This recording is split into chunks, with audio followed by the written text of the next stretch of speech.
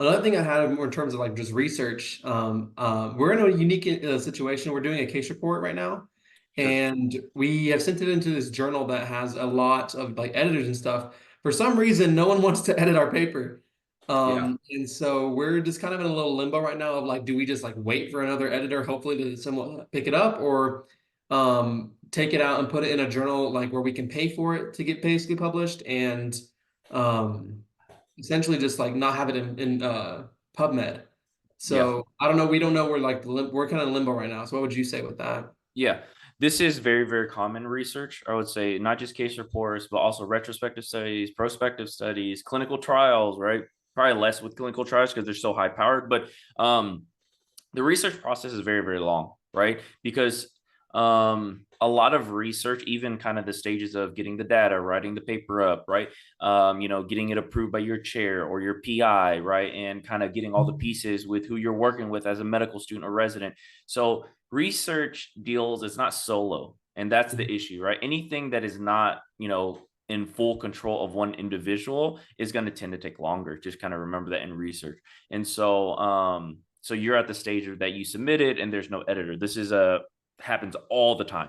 So the way I used to do it is that I would have one person part of your team who wrote it, right? It could be you, it could be MS3, right? It could be a resident, right? Unlikely a resident or attending because they don't want to do anything for the research project probably at this point, especially case report. So probably one of the medical students. But what I would say is every week, I know it sounds like, oh, am I being annoying, etc. If you submit it to a journal and they haven't had an editor or they haven't responded or they haven't looked at your paper, usually what I did back when I was in medical school was every week on a certain day, let's say you pick Tuesday, you would send them an email like a gentle reminder, hey, this is me, right? I'm trying to figure out what's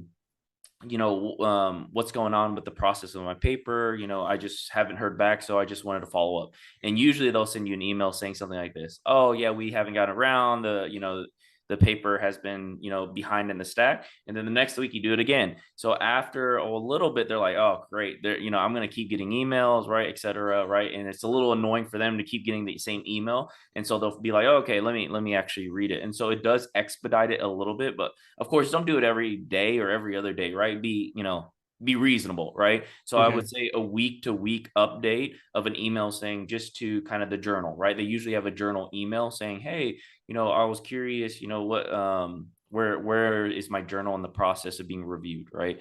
And usually after two emails, they're pretty good about saying, okay, let me finally take a look at this, right? Cool. Um, Cool. yeah, and just remember that editors for these journals, because I know some of my attendings, and some of them have asked me to be editors on other journals that are not like super high impact, and it's just like it's either residents or attending, mainly attendings, but it's not their main job, right? It's like something Yeah. that they do that is, in a sense, I don't think they even get paid for it. It's more of a volunteer thing. So there's no incentivations to kind of do it fast, right? So with that in mind, that means it's kind of up to you to kind of keep reminding them, right? They're not incentivized to kind of do it fast, right? Do it kind of the day of, right? And that's same with, some of the attendings I know that are part of editors. They're not like, oh, I have a paper. Oh yeah, they probably sat on that paper for 3, 4 weeks, 6 weeks until they're like, oh yeah, I totally forgot. Let me do that, right? Yeah. Yeah. So Yeah. yeah, so definitely for sure, it's on you, especially on a case report. It's definitely on you to really kind of push that through. Cool. That's actually really great advice. We were really worried about that, but not worried about that, but like we got the email today basically saying like, hey, like we want to let y'all know that like we have attempted it says like we have attempted to assign several academic editors. However, none of them have agreed to oversee the manuscript. And it's like, okay, I mean we have no power in that, right? So Exactly. that's good to know. Yeah, Uh, so try that. And if, let's say, after a week, 2 weeks, and they keep saying like, oh, no one wants to review it, then you might be thinking, okay, maybe I should start looking somewhere else, because okay. you don't want it stuck for like 7, 8, 9 weeks without any editor, without any kind of progress, because that will just kill the project. That just usually Exactly. happens in research. So you want to always think like, okay, so if this doesn't work, what's my next journal? Where do I submit it next? And you talked about open access journal.